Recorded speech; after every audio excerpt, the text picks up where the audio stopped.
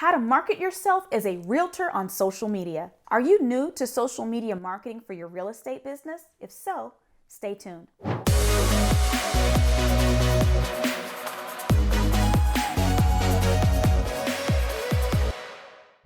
First, we're going to discover why commercial and residential real estate professionals may need to take slightly different approaches on social media. Next, we'll talk about how you can identify the very best social networks for you. And then lastly, you're going to gain a tactic for posting on social media in a way that gets comments, shares, and results. You ready to get started? Let's go. The first question I want to ask you is, do you focus on residential real estate or do you focus on commercial real estate? The reason I ask is that one is B2B and the other is B2C. And the way that you operate on social media with these two different approaches is slightly different. So for instance, if you are commercial and you're B2B, more than likely, the majority of your contacts, if you're located in the United States, are on LinkedIn. And so that might be a great place for you to connect with people, to do a little bit of networking with folks. You're building longer term relationships. Typically, when it comes to commercial, you kind of have to have a little bit of a reputation before you start getting referrals and people checking you out and saying, I need to go with this person.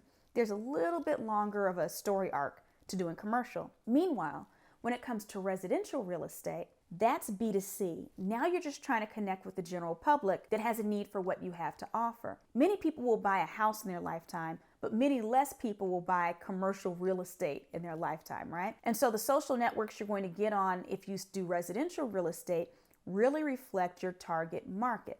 So for instance, if you're focusing on luxury real estate for people that are young millennials, and maybe you're even trying to capture some of these Zs that are coming up, well, TikTok and Instagram makes sense. If on the other hand, you focus on real estate for people that are kind of in change of life positions, maybe people that are moving into retirement, they're downsizing, Facebook is going to be a better place for you because demographically, people of that age group gravitate more towards that social network. So I'm sharing this with you because I don't want you to get caught up in this vision that you need to be on the coolest social network.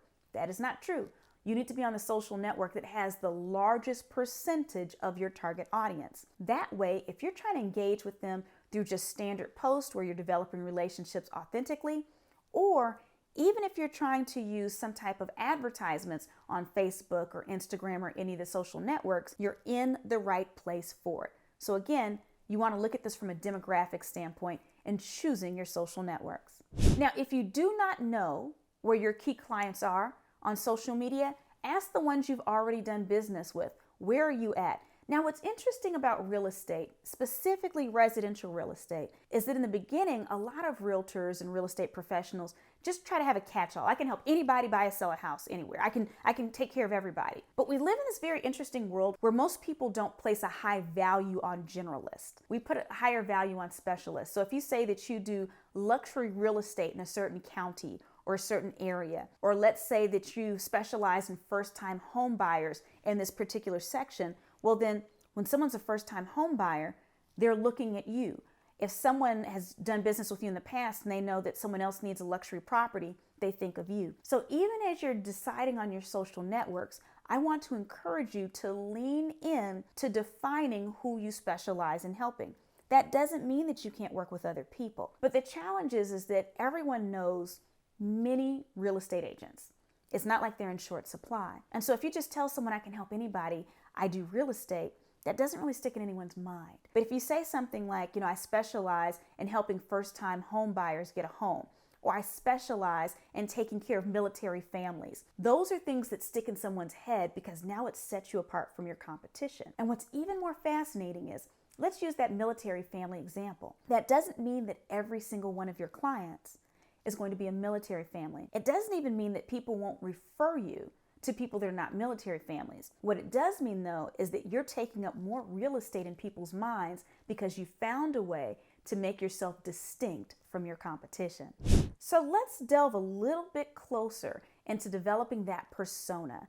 When you think about how you want to be seen, so not just who you help, but for instance, if you're doing luxury real estate, well, guess what? Your real estate assets should be very sleek. The way you're dressing, the pictures of you need to be sleek. They need to look like what you're projecting. That's very different than if you're saying you're helping military families. If you give off this chic, elegant look, Not saying that our military is not deserving of that level of service, but many of them would be turned off by that. That's not really what they're looking for. They're looking for someone that understands, appreciates their service, and is going to hold their hand and walk them through the process because they appreciate them and they're going to take good care of them. So you have to look at the psychographics of your target audience and ensure that your assets reflect that. Same thing with commercial. Depending on the type of commercial real estate that you work on, your look might actually need to change based on who you're doing business with.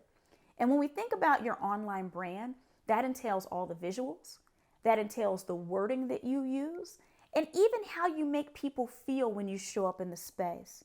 We all know people that when they walk through the door, there's something about their presence that just makes us happy. Do you know people like that? If so, go ahead and in the comments section, type in the name of someone, or if it's your uncle or whoever, who does that to you? Who actually, when they enter the room, they make you happy? It could be a public figure, but you know anybody with that power? Understand that on social media, there are people that elicit the same type of energy. Like when you see their post, you just automatically smile. You don't even realize why, but their energy is just so positive. Or maybe their visuals are just so artistic and creative, and you're like, ooh, it's like a feast for the eyes. Similarly, there's some people that we might admire them. They might be brilliant business minds, but they're just negative, right?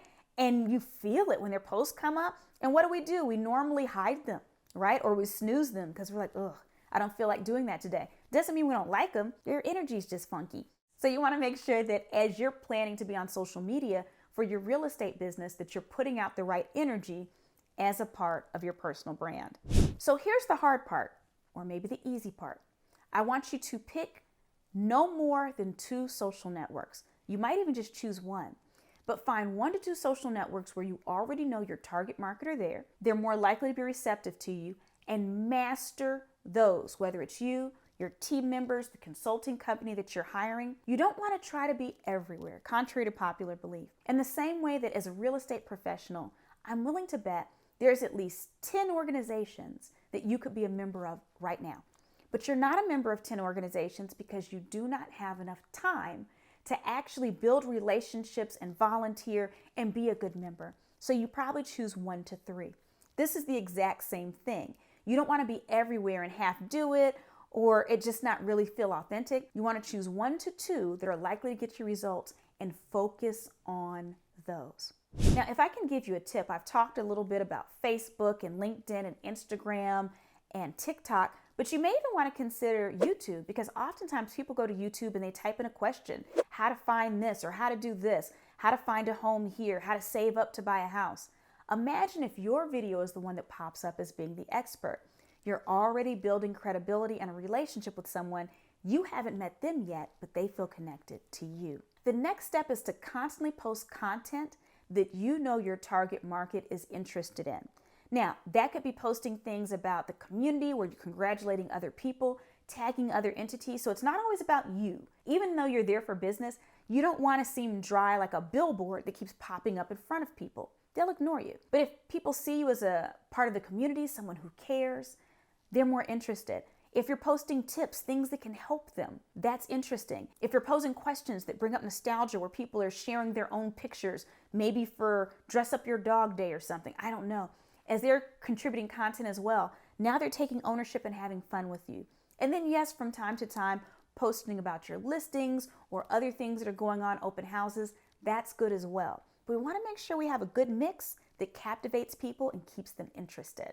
The last piece to this is you may want to consider running ads. Now, I can't tell you how to do that in a short few minutes. In fact, there are courses that go on for weeks that explain ads on different popular social networks. But just know that there are consultants out there who are available, because there is the opportunity for you to genuinely build authentic relationships, but you can also supercharge your efforts by leveraging ads as well. Speaking of supercharging efforts, you're going to notice in the description of this video, there's a link to download a Future Ready Playbook. This playbook is chock full of activities and worksheets that will help you be more strategic in planning your personal future, your professional future, and if you're growing a business, your business as well. If you haven't already downloaded it, what are you waiting for? Go ahead and do it right now.